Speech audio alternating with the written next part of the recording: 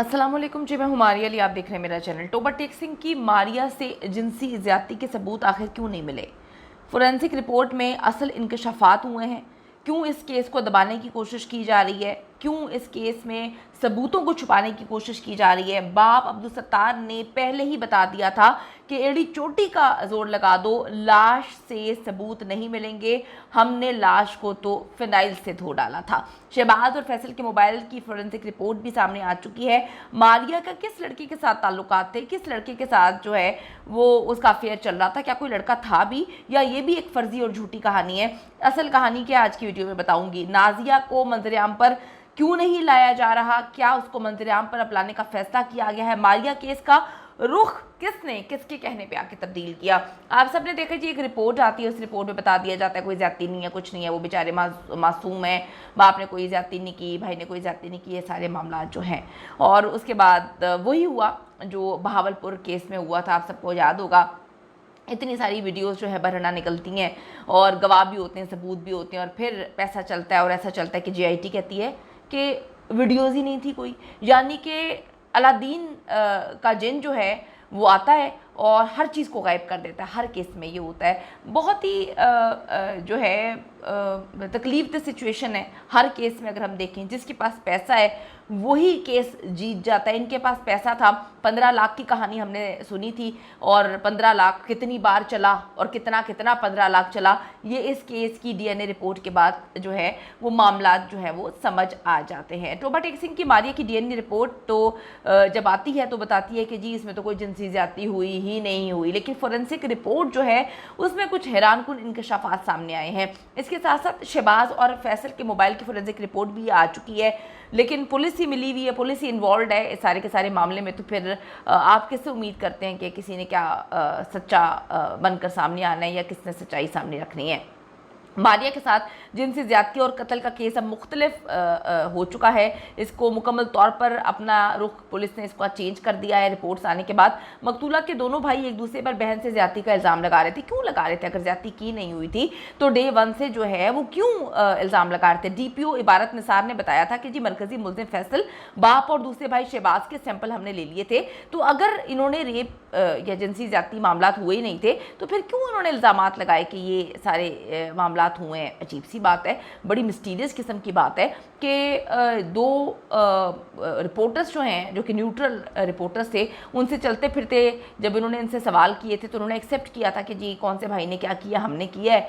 और उसके बाद उनके खिलाफ पुलिस ने पर्चा कर दिया था, एफआईआर दर्ज करवा दी थी, और रिपोर्टर्स को जो है डरा धमका दिया था कि आपने जो है वो गलत काम किया। तो गलत काम कहाँ पर किसने किया? मुझे तो एक बात समझ नहीं आ रही कि अगर लड़की के साथ, अपनी बहन के साथ, मारिया के साथ इन्होंने कुछ किया ही नहीं हुआ था तो फिर क्यों इन्होंने बोला कि हमने सब कुछ किया? पुलिस के पास भी इन्होंने क्यों बोला? असल बात यह है कि सब कुछ हुआ था और पुलिस ने हर मामले को चेंज कर दिया। पुलिस ने पैसा खा लिया, पुलिस पैसे लेकर इस तमाम तर केस को जो है वो, क्योंकि मारिया ने तो आके पैसे देने नहीं है, मारिया ने तो आके सच्चाई बतानी नहीं है, तो इन्होंने पैसा खाने के बाद इस केस का रुख ही चेंज कर दिया। फोरेंसिक रिपोर्ट में जी ये लिखा गया है कि कत्ल को 10 दिन गुजर चुके हैं। मारिया के प्राइवेट पार्ट्स इस हालत में नहीं थे कि पता चल सके कि जिनसी ज्यादती हुई है या नहीं। जालिम बाप अब्दुल सत्तार जी पहले ही बता चुका था कि जी कुछ भी आप लोगों को नहीं मिलेगा, क्योंकि इन्होंने फिनाइल से मारिया का हर प्राइवेट पार्ट 2 से 3 दफ़ा साफ़ किया था। दफनाने से पहले उसको धोया था, बहुत सारे मामला ऐसे थे, और उसके बाद दफना दिया। और इनको पहले ही पता था कि कोई सबूत हाथ नहीं लगेगा। जो सबूत लगना भी था हाथ में, इन्होंने पैसा चला दिया था। यही हाल हुआ जी फैसल और शहबाज के मोबाइल की फोरेंसिक रिपोर्ट का भी।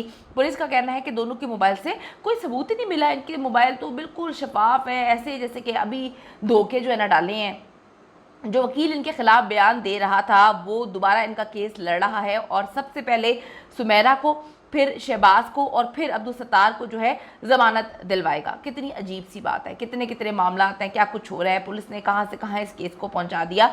उसके बाद नाजिया और कौसर को सामने लाया जाएगा जो अपनी बहन के केस के मुद्दई बन जाएंगे, और फिर अपने भाई फैसल को जो है वो माफ़ कर देंगे, क्योंकि गैरत के नाम पे इन्होंने कत्ल किया है। पुलिस ये केस बना रही है, लेकिन आज तक ये पता नहीं चल सका कि मारिया को जिस लड़की की वजह से इन्होंने गैरत के नाम पे कत्ल किया वो लड़का कहाँ पर है, वो लड़का कौन है, क्योंकि वो लड़का कोई था ही नहीं, उसका कोई वजूद ही नहीं था, तो अभी किसको लड़का बनाकर पेश करते। तो इन्होंने गैरत के नाम पर उसको कत्ल करने का केस तो बना दिया सबने मिलके, लेकिन वो गैरत का बंदा कहाँ है, यानी कि वो लड़का कौन सा है, लड़का कोई है ही नहीं, तो सामने कहाँ से लेकर आएंगे।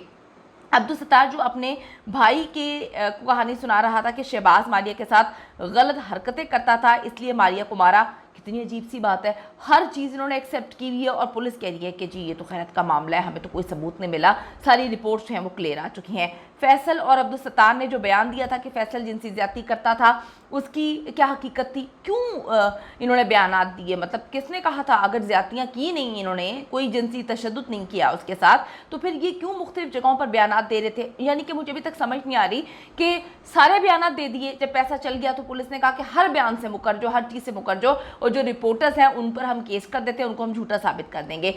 कौसर ने जो बताया था कि मेरी बहन के साथ जिनसी ज्यादती जो है हुई है, प्राइवेट पार्ट से खून निकल रहा था, वो कहाँ गई, उसकी हकीकत कहाँ पे गई, सब झूठ निकला और पैसा जीत के। यकीन करें कि पाकिस्तान में पैसे की इतनी वर्थ है, इतनी वैल्यू है कि मैं कभी कभी सोचती हूँ तो मेरी रूह काम जाती है कि अल्लाह ताला कभी किसी पे ऐसा वक्त ना लेकर आए, क्योंकि पुलिस जो है जिनकी तोंदें हमें नज़र आती हैं उसके अंदर इतना हराम है, वो किसी को भी बेच सकते हैं, किसी का भी सौदा कर सकते हैं। और आप देखें कि किस तरह से मारिया को इंसाफ ना मिल पाया और उसके साथ कितनी ज़्यादती की, हर चीज़ खरीद ली, हर चीज़ बिक गई, खून के आंसू रो रहा है, लेकिन क्या करें कि मजबूर है। यहाँ पे तो वज़ीर आला नोटिस लेती है तब भी कुछ नहीं होता, तो सोचें कि जिसका नोटिस ना लिया गया हो उस केस का क्या हाल करते होंगे ये लोग।